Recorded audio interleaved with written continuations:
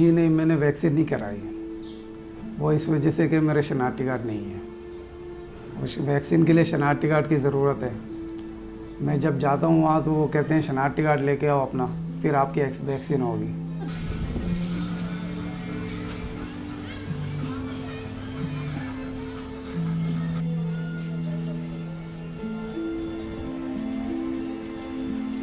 वही तो बच्चों के बारे में सोच सोच के परेशान हुई तुम कि बच्चे क्या करेंगे। हमारी तो ज़िंदगी ऐसे ही कि बच्चे को ज़िंदगी तो आगे देखना होगा ना। बस NIC कार्ड आ जाए तो मैं श्योर कोई अच्छा काम कर ले, फिर बच्चों को स्कूल भेजूँ, यही चाहती हूँ मैं बस।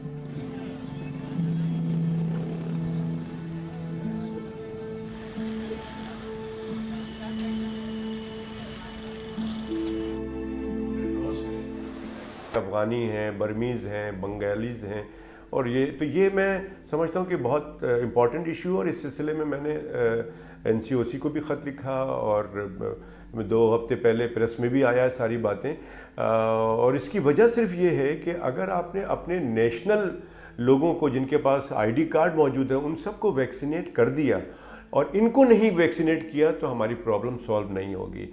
ये जो बीमारी का स्प्रेड है, इसका जो फैलाव है, वो बरकरार रहेगा।